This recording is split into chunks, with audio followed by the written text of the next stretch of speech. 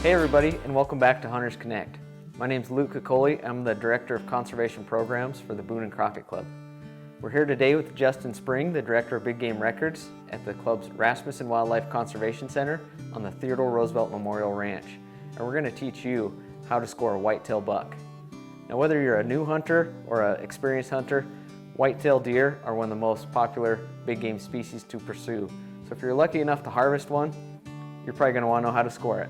Now we're going to start taking all these measurements with pencil, and when we have an official score and all our math checks out, we'll finish this up in pen, but for now we'll stick with the pencil. So we're going to start from the top here and work down through the score chart. You'll see on the score chart, the first box, A, number of points on right antler. That is simply a count of the number of points on the right antler is going to be the deer's right side, not if you're looking at it. So this is the right antler. For a projection to be considered a point, it needs to be at least 1 inch long, and the length must exceed the width at 1 inch or more. So there's again, on the website, there's better definitions there, but basically it needs to be 1 inch long. And we're just going to count how many are on here. So we've got 1, 2, 3, 4, 5 on the right. And then on the left, 1, 2, 3, 4, 5 points on the left. The next box is box B, which asks for the tip-to-tip spread. When we do the tip-to-tip, it is simply the center of the tip of one antler to the center of the tip on the other. It's taken directly, through there. So Luke's going to demonstrate here with the slide rule.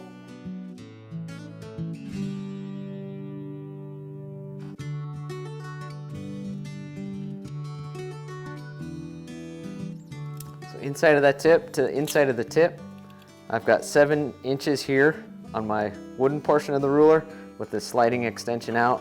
I see I've got 3 inches and 3/8. So that comes to a total of 10 and 3/8 inches tip to tip measurement. All our measurements on whitetail are going to be done in eighths. If the measurement lands on a 16th, on the 16th or higher, round up. Below the 16th, round down.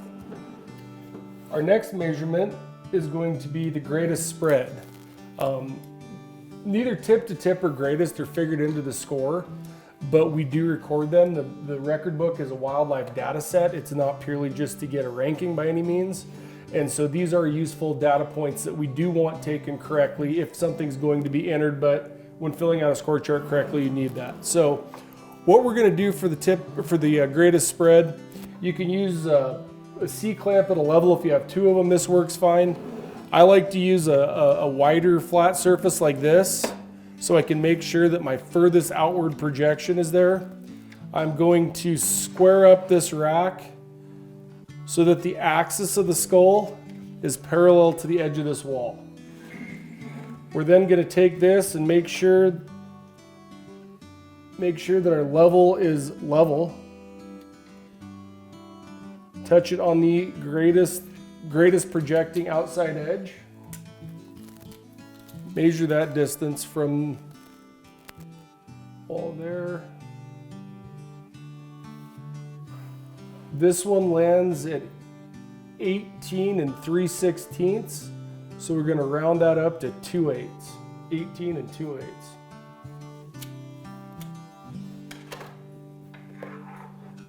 Okay. Our next measurement is D, inside spread of main beams. The main beam on a whitetail starts down here and comes out here to the front, These can turn down, they can turn up, but this is the general configuration of a main beam. So the inside spread of main beams must be taken from the center of the beam to the center of the beam. On a whitetail, you can see it's usually going to be somewhere in this area. Each deer may have a little different beam configuration, but the most common place we're going to get that is this wide spot here about the G2. So again, I'm going to use that sliding ruler. I make sure my point of contact is in the center of the beam. And then I'm going to work this up and down, finding the widest point from the center of the beam to the center of the beam, again perpendicular to the axis of the skull.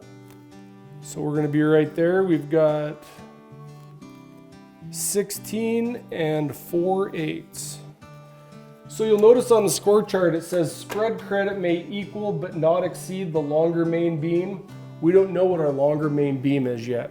But so for now we're just going to leave that. We'll leave that block blank until we get on to E, which is total length of abnormal points. This is a typical deer with no abnormals. Boone and Crockett has a typical category that is recognizing the most common form of a whitetail deer. You know, the tines come up, they come off all off the same outside top edge of the beam on the same plane, both sides. Anything that would break outside of this typical form would be considered an abnormal. If we have a tine coming off the side, if we have something coming off the bottom, that is not the typical configuration, so that would be an abnormal point. So this one has 0 abnormal points, so we are going to mark in those boxes zeros to note that we've looked at abnormals and there's none there. Our next is F, length of main beam. The length of main beam is best taken with a flexible steel cable and the circuit clip. You can also use an alligator clip.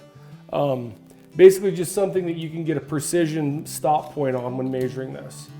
So when we're doing a whitetail, your starting point is in the center of the beam.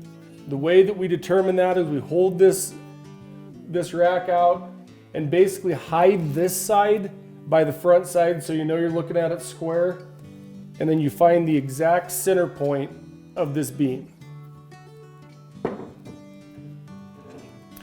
When you hook on your flexible steel cable, you don't push it down, you just hook the lip end right under the edge of burr. That continues up the center and slowly transitions to this outside edge. Now we're going to actually tape this on, but that's what we're trying to do.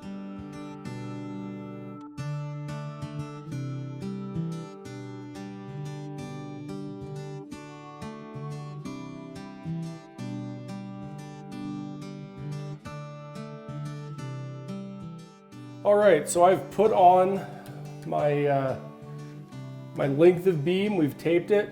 Now you can see here, as it comes through here, we need to stay in the middle of this beam. One real good trick that we like to use is we want to put our baselines on these tines, because if we identify the base of these tines, that's going to be the top of the beam. Then you can see the top, the bottom, and you can make sure that this cable's staying right in the middle. So we're going to go through, and by using this cable, we are going to set it across the top of the antler material. The baseline is going to depict where this beam would be had this tine never happened, okay? So if you're taking the tine lengths, you're not going to include any of the beam, but you want to include the whole tine. So again, the bases are where the beam would be had this tine or this tine or this tine not happened. So we'll go ahead and position that flexible steel cable along the top edge of the main beam, marking with pencil on the masking tape on the bottom edge of that flexible cable each baseline for each projection. You know, and one thing to note, when you get back on this, you can see how this beam's curving. Our line should parallel the under edge. If we cut that straight across, we're going to incorrectly increase this length of tine. So when we put our baseline on, we need the curve of the line here to match the curve of the beam underneath. Again, if that beam was here and the tine was not, it would not be straight across there. So now we can see that we've stayed in the center. We have our baselines on. We're going to take this out to the tip of the beam. Let's take our circuit clip, mark the end of the main beam length, and now transfer this flexible cable along our carpenter ruler.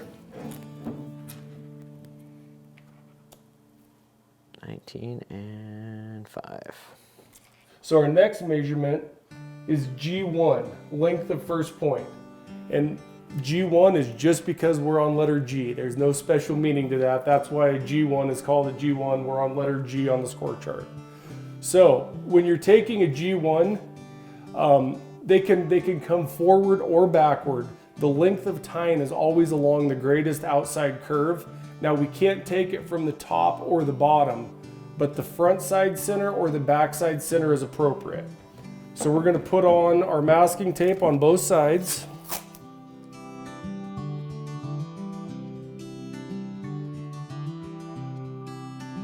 And then we're going to draw our baselines on the front and the back. Since this one's pretty straight up, we're not sure which the longer outside curve is going to be, so we're going to have to check them both. All right, so kind of eyeballing it, it looks to me like the front's going to be the longest, so I'm going to measure that one first. I'm starting in the very center of the tine on my baseline, and I'm staying right in the center of the projection up to the tip that'll be marked with the clip. Now you'll see better on the other side, but if there's a curve in the G1 tine, you still stay right in the center. So we've got this marked. I'm now going to use this to test the back to see which is longer. Placing this again in the center, I follow it up to the tip, and indeed the front side is the longer G1 greatest outside curve, so we're going to record this. 4 3/8.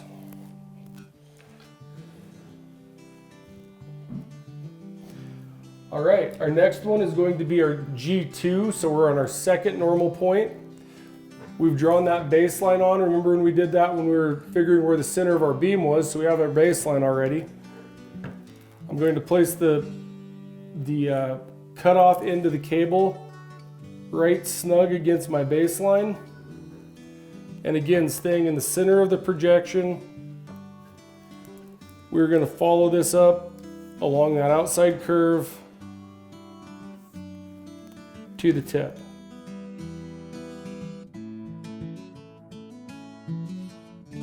9 3/8. G3 tine, so the third normal tine, G1, 2, G3, same thing. I'm going to put the edge of this right snug against my baseline in the center of the projection. It is then going to come up the middle to the tip of the projection. And that's going to be 8 4/8. Our last time, G4. Same procedure. Tip of the cable against the baseline, staying in the center of the projection along that curve.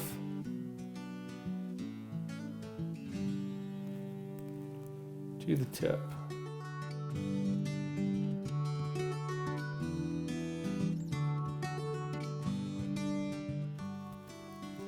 That is 4 7/8.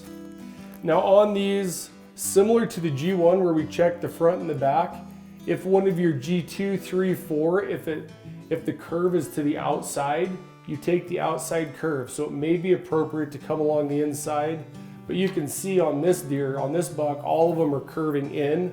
So your greatest outside curve were all on the outside. That's why we took those.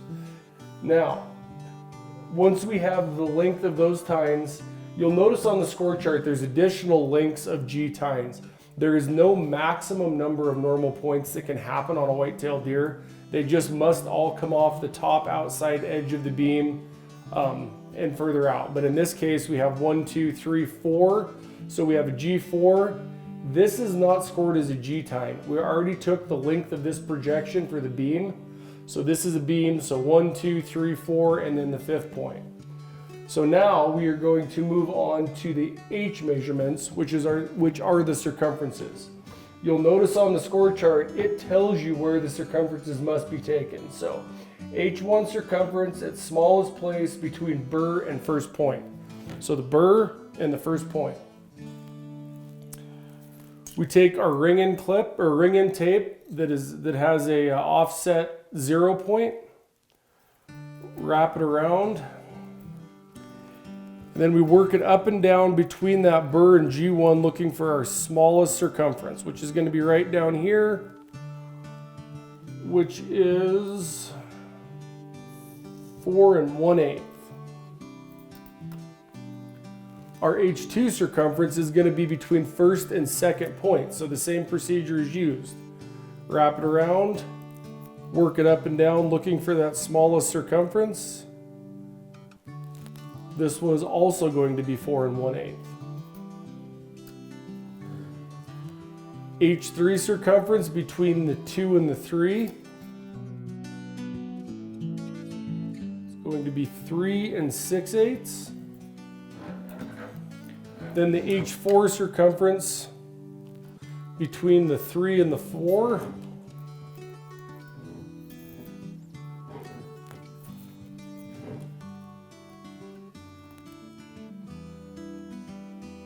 it's going to be 3 3/8. Now, a very common misconception is that you might get an additional circumference if there's more normal points. That is not correct. A white-tailed deer always has 4 circumferences regardless of the number of points. If this is missing a point out here, if it's only got a G1, 2, 3, your last circumference is taking at the midpoint of this tine to the beam tip. If, say, for example, the G1 never happened and it's just smooth all the way here, both H1 and H2 are going to be the smallest place between burr and G2. And again, Luke had said the manual's there and there's a reference online. That goes over all this, but remember, no matter the number of points, you're always going to have 4 circumferences per side on a whitetail. So now that we've got through the circumference measurements, we're going to switch up here and go through on the left side. All right, so on the left side, we're going to go through and put our tape where the baselines are going to be.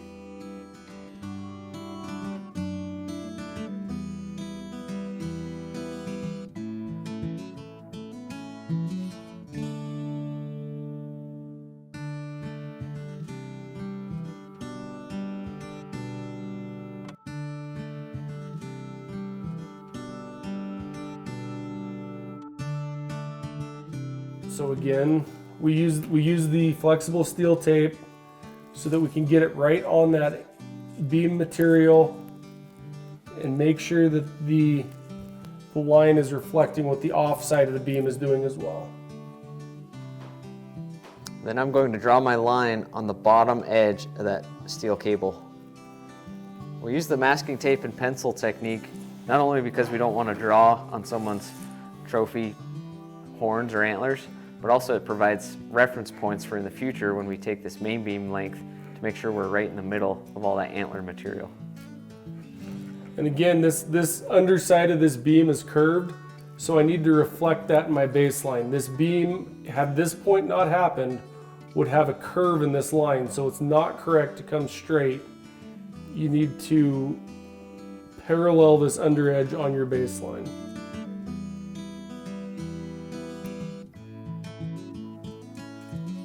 All right, so now we have our baselines on that we're going to use for point length and also as our reference as we put on the beam length. We're going to use the same technique as we did on the other side, extend it out, hiding that off antler behind this side so I can easily identify the center of the beam here. Our flexible steel cable is hooked just under the burr. It is not pushed down in, it's just hooked under the edge there.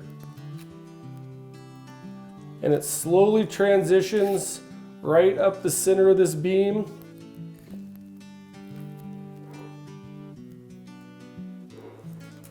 And we make sure that we're centered as we come all the way out through here. We're going to go ahead and tape this on just so you can see where that line needs to go here.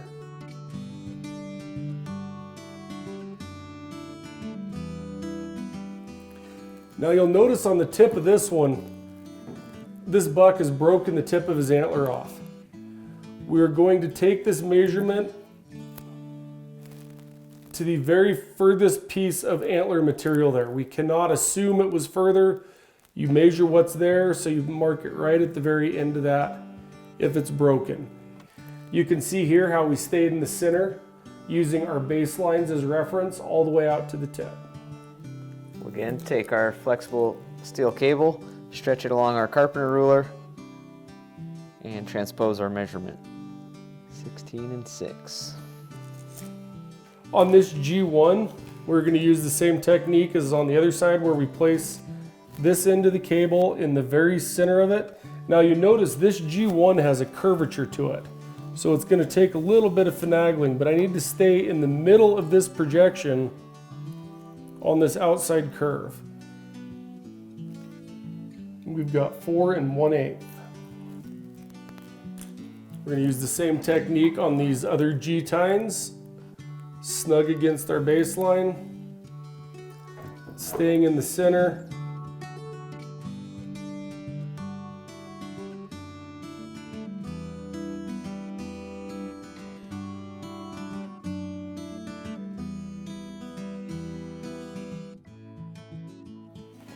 Now, if you have a very straight tine such as this one, some measurers do prefer to hook the lip end tape on that and then bring it down to the baseline. This is appropriate as well, but I greatly prefer using this flexible steel cable because, as you can see on these tines, they generally have a curve, and a rotation of the tape will not yield an accurate measurement unless it's very straight. So this one stays right in the center from the tip. We are 2 5/8. Again, we're going to do our circumferences where it tells us to on the score chart. So H1 is going to be between burr and G1. We find the smallest place is going to be 4 1/8.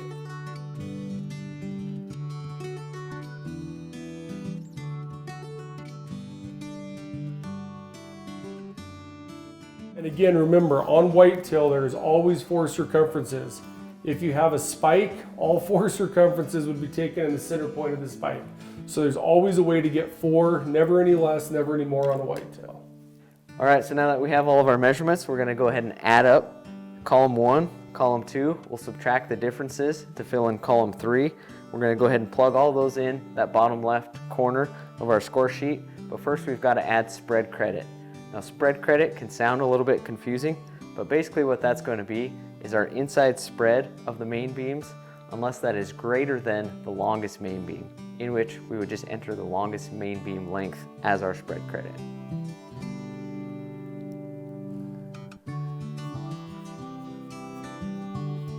As Luke's going through and adding this score up, in this particular case, since the deer has no abnormal points, this subtotal is going to be what folks refer to as a gross score. Should it have any abnormals, they would be added into that number as well. And then for Boone and Crockett, all of our ranking is done off final scores. The difference in the left to right antlers and the abnormal points are caused by stressors on the deer, since we're concerned with the health of the animal, and that's what this system is designed to rank. That is why there are deductions. That way abnormal traits do not incorrectly increase the score. So this deer is going to have a gross score of 134 5/8 and a net score of 128 4/8, which is a tremendous whitetail. So there you have it. That's how to score your whitetail deer. Again, this is a pretty symmetrical 5x5. Great trophy for any hunter out there. Again, if they get any more complicated than this, any abnormal points, any asymmetric sides, it's best to contact your official measurer. We've got over 1,400 official measurers for the Boone and Crockett Club across the country. So if you'd like to find one in your area, click the link below. All right, so now that Luke's got this score chart complete, that is how you score your whitetail deer. If you come across anything with questions, there's great information on the website, or feel free to email the records department. That does come to my department, and we are happy to answer scoring questions, especially for new hunters trying to figure out the system. Thanks for joining us here at Hunters Connect, and be sure to check out other how-to videos as well as the rest of the history of the Boone and Crockett Club.